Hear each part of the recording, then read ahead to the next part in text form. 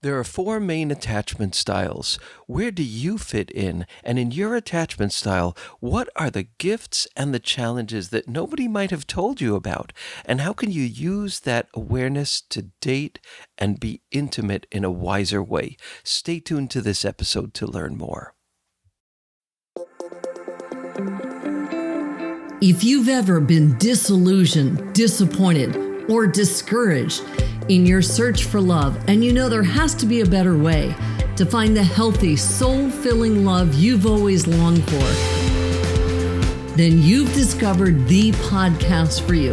I know, as Ken's work personally has led me to find the love of my life. So here's your host of Deeper Dating, Ken Page.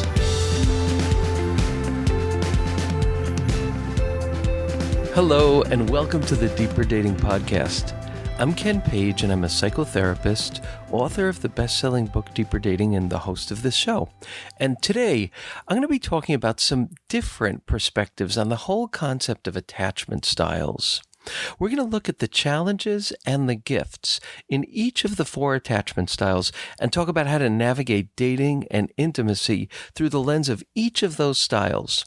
But what I think is different is that we're going to be talking about the challenges and the limits of secure attachment style and the deep gifts in the three types of insecure attachment. And in this episode and every episode, I'm committed to sharing with you the greatest tools and insights that I know to help you find love and keep it flourishing and heal your life in the process. Because the skills of dating are the skills of love, and those are the greatest skills of all. And if you want to learn more about the Deeper Dating path to real intimacy, just go to deeperdatingpodcast.com. And if you sign up for my mailing list, you'll get free gifts and you'll learn about how to use these ideas to transform your own intimacy journey. And you'll also find complete transcripts of this and every episode. And if you like what you're learning here, I would love it if you could subscribe on iTunes or anywhere and leave me a review as well. So thank you so much for that, and let's jump in. Understanding attachment styles gives us a really powerful window into understanding how we relate to the world and the patterns that we are going to enact in our relationships. So I'm just going to be speaking briefly about the four attachment styles. And if you want to learn more about that, I think a wonderful place to start is with the very popular book by Dr. Amir Levine and Rachel S.F. Heller called Attached. And if you'd like to take a quiz to determine your own attachment style or your partner or date's attachment style, you can go to attachedthebook.com, and you can take a quiz there.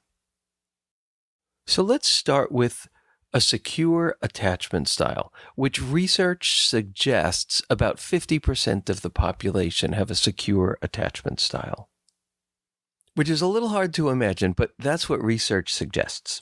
So someone within a secure attachment style has the ability to form secure and loving relationships. Someone with this style is not afraid to be dependent, but doesn't lose themselves in the relationship. But they're not afraid to be vulnerable. They don't shame themselves for their need for connection. They don't get easily panicked at the many micro and even larger ruptures that can happen in an ongoing way in intimacy. If their partner, let's say, has a more anxious attachment style and kind of like freaks out about some stuff, they've got bandwidth to kind of understand where that's coming from. They're less likely to be kind of intensely reactive, to get really afraid of being abandoned, to really shame themselves for their need and desire for love. They can get close to other people with a relative amount of ease. And they live with the experience of a kind of pretty high level of trust, just basic kind of trust. They're able to trust without getting like kind of essentially panicked and triggered that easily. So If you are one of those 50% of people in the population supposedly with secure attachment style, that's a beautiful, beautiful thing. And there are so many obvious gifts here. The ability to love deeply, the ability to not shame yourself, the ability to get less triggered. People with a secure attachment style can set boundaries more easily as well as letting themselves be vulnerable. And it's kind of like less of a terrible freak out for them to share that vulnerability. And someone with a secure attachment style can be unabashedly unashamed that love really matters to them. So these are some of the really wonderful gifts of a secure attachment style, but there are some challenges too. One of the challenges is that whatever your attachment style, that attachment style is your homeostatic space. It's what's comfortable to you, and you got to give stuff up to remain in your homeostatic state. So I think that a lot of people with secure attachment styles have to kind of give up on a kind of deep sensitivity to the micro fractures and micro ruptures that happen in relationship that might actually be very deeply valuable things to see. There can even be a kind of subtle numbing of your nerve endings of sensitivity in relationship because balance is so important to you and stability is so important to you. So a question for people with secure attachment styles is, are you jettisoning a deeper sensitivity in order to maintain this beautiful balance? Also, is it harder for you to understand? Let's say your partner has a greater sensitivity to the ups and downs in a relationship, the micro ruptures, the micro hurts. If you live in secure attachment land all the time, and if you're deeply committed to that, you might have a problem understanding the richness and the depth of a partner who perhaps has an anxious attachment style, and hence who allows them to feel the joys and the angsts of life and relating in a more radical way than perhaps you can. And I've talked about this in a previous episode. The research shows that couples with a low negativity threshold, meaning that when they notice these things that aren't right, are really committed to doing something about it, talking about them, working them through, addressing them. That's a sensitivity that for some people with secure attachment styles, they need to work at and develop. Also, often, because they have the capacity to tolerate a lot and to metabolize a lot and stay resilient, often people with secure attachment styles run the risk of absorbing too much of the brunt of difficulties in a relationship, just simply because they can, and they end up kind of tolerating too much crap or allowing and passing over things that they shouldn't really allow or pass over like that. In dating, if you have a secure attachment style, watch for people who milk that, who maybe take advantage of that, who don't give back in the same way, who don't, because of whatever their issues are, just don't have the space to allow you what you're giving them so freely.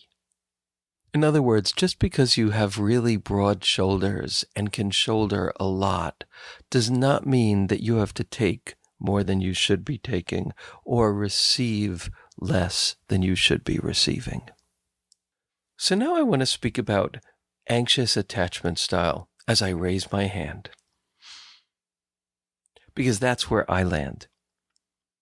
We are the folks who are constantly thinking, is something wrong? Is anything wrong? Is this not going to work? Is there going to be an issue? Is there going to be a problem? People with an anxious attachment style really crave deep intimacy. It's important to them, but they worry a lot. They tend to be insecure about their body, about their relationships, worrying about their partner leaving them, maybe need an extra amount of validation. Maybe they get anxious or get worried if their partner doesn't respond back quickly enough. And research suggests that about 20% of the population have anxious attachment styles, for what that's worth.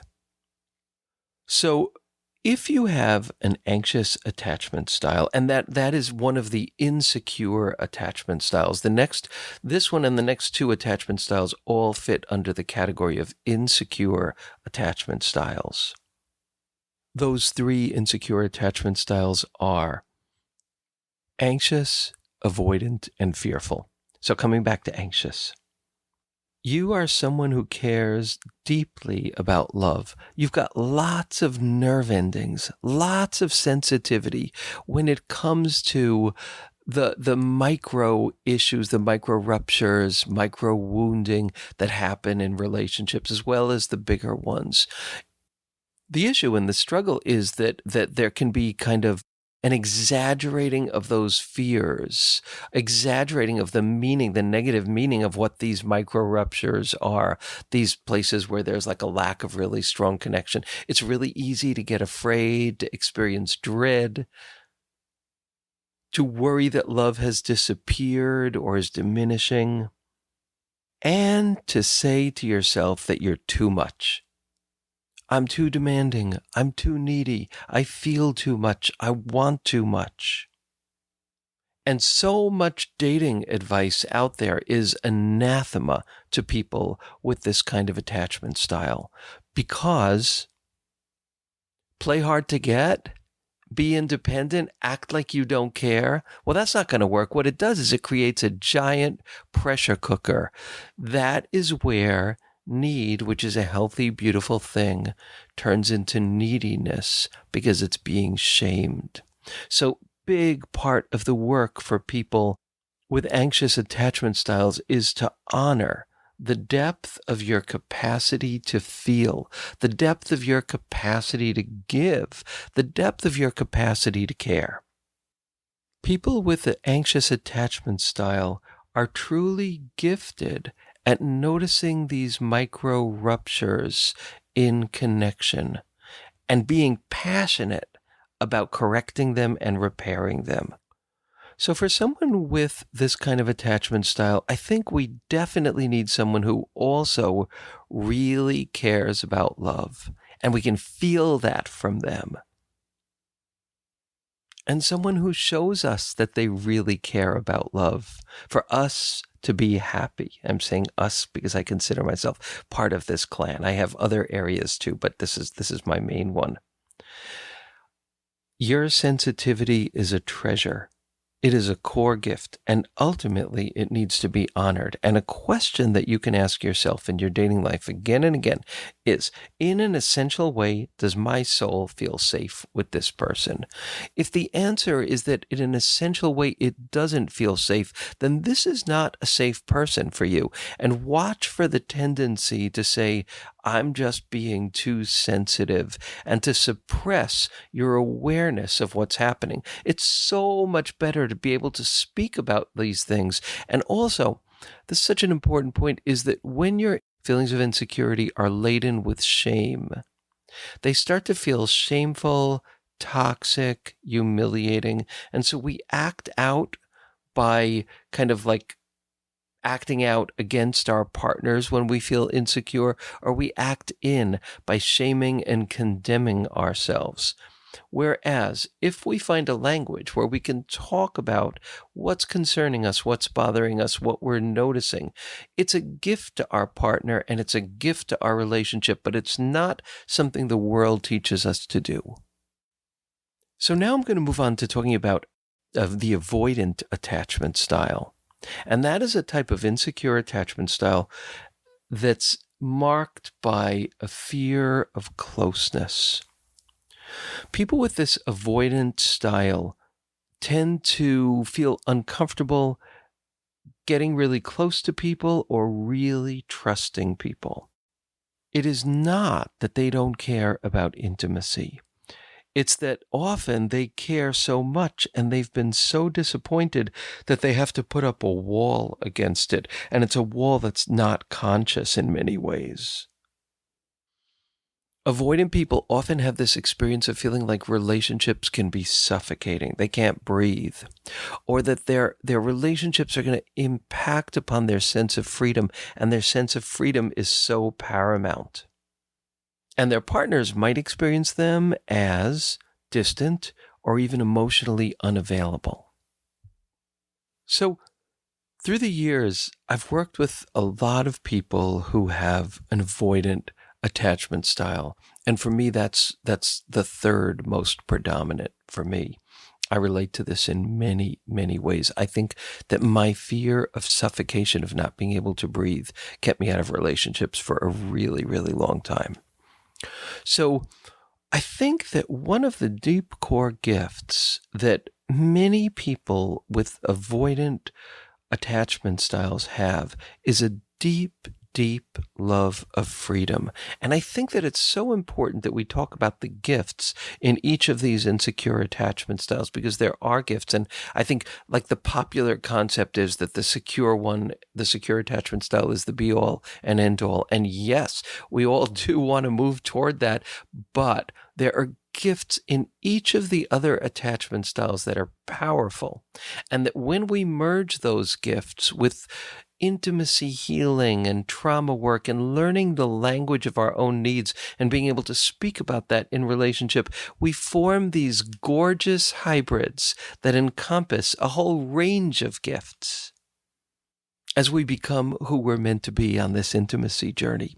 So I've seen this a lot, that people with avoidant attachment styles love freedom and need freedom and are often shamed for that or ashamed of that quality. And I think that one of the most important things that those of us who have avoidant tendencies need to do, again, is to learn to honor the gift here. And the gift is around a need for a certain amount of freedom and space. People who are avoidant, who haven't yet found the language of how they need to have space, are going to become hyper avoidant. People who are avoidant that learn the language of how they need space, when they need space, often are incredible in relationships, because when they can articulate that, when they need space, they take space. When they can be close, they move into deep, deep closeness because they're able to, because they're given the gift of freedom. So if you have an avoidant attachment style and you start demanding too much of yourself, oh no, I have to be able to sleep all night cuddled up with this person. And this is something I've talked about before, is highly sensitive people often need extra amounts of space. Highly sensitive people who shame themselves for their need for an extra amount of space become avoidant. Often avoidance is a sign of depth. Depth mixed with wounding, yes, but who isn't wounded by life? And so avoidant folks need to just not always think of themselves as afraid of intimacy, but instead the task is to learn the language of space that they need, when they need it, how they need it, to dignify that, to honor it. And then when you can do that, you don't just unconsciously pull away. You express what you need, and it becomes a gift to your partner and a gift to the relationship. I think an image that's a really helpful one to work with for people who have avoidant attachment styles is a friend of mine who's a meteorologist once told me what to do if you're being pulled out to sea. He said, when you're being pulled out to sea, don't fight the undertow that pulls you out. But whenever a wave comes to bring you in, go with that, ride it for all it's worth. And so what I would say to people with this kind of avoidance style is, when you have a need for space, honor that and be kind to your partner and yourself by putting words on it and making this into an ask. And when you do that, you will find waves coming back out that want to move you closer to that person. Ride those. Be vulnerable. Express your desire. Express your need. But that need for space must be honored, or we will unconsciously flee intimacy. So the fourth type, of which research suggests that about 5% of the population have this type, and it's not that well researched, is a fearful attachment style or fearful avoidant attachment style, which is also known as disorganized attachment. And this is a really, really rough one because it's a combination of anxious and avoidant attachment styles, but in a very fierce way. People with this attachment style deeply, deeply crave love, but they also fiercely push love away. They feel a fierce need to be loved and a fierce need to flee love. And many, many of the people with this attachment style have experienced profound trauma in their life, which has set them up for this attachment style. And through my decades of work, I have worked with a good number of people with fearful avoidant attachment. These are people with profound stories of trauma, stories that could just curl your hair, that are deeply, deeply extreme. And these people who have done deep work on themselves through the years, but have encountered things that most people wouldn't even dream of encountering, are some of the most amazing people that I have ever met. I feel so blessed to have worked with people who come from that kind of struggle and have done so much work around it. These people, through the years, have blown me away with their insights, with a quality of non-judgmentalness and a sense of understanding of what the world can hold, both in terms of beauty and pain, that most of us can't comprehend. They've had to let go of simple frameworks, and their understanding is so much more vast. And I thought of a poem that I wanted to read that kind of captures the gift of people who have been through really extreme trauma and are doing the work of healing. This is a poem that was written by a dear friend of one of my closest friends in the world. Her name is Linda Nadel. She died of breast cancer, and she was a women's health activist, and she died in 1980. And this is a poem she wrote about her experience. And this poem reminds me of the experience of people who've gone through profound trauma and have to work on healing their disorganized attachment style. I'm going to do my best to try to read this without crying. Let's see how that goes. And this life's road may be pained, may be excruciating, filled with nails to break our skin, and we may bleed and lose our dinners and scream with every cell and have our screams echo back from the end of the universe. And if that happens, then a part of us has been to the end of the universe. And if we had taken another path, if we had traveled carefully, politely, we may have had no echo at all. So thank you, Linda, for that poem. And what I want to say in closing is that whatever your attachment style, the first step is to find, honor, and treasure the gifts inherent there. You won't be able to do the growth work very well if you don't start with the treasuring of the gifts, because the gifts are the impetus for healing. The gifts are where the magic lies. The gifts are where your humanity is strongest. So that's always got to be step one. And step two, once we've done that, is to begin to develop a clearer language of what we need, what we don't need, what we want, to begin to de-shame that process and find beautiful adult words to capture our experience, which will help us then be able to listen to our partner's experience as well. And as we do that, we encounter whatever the challenges are that come with our unique blend of attachment styles, because I don't think anybody is just one attachment style. Thank you all for listening, and I look very forward to connecting on the next episode of the Deeper Dating Podcast.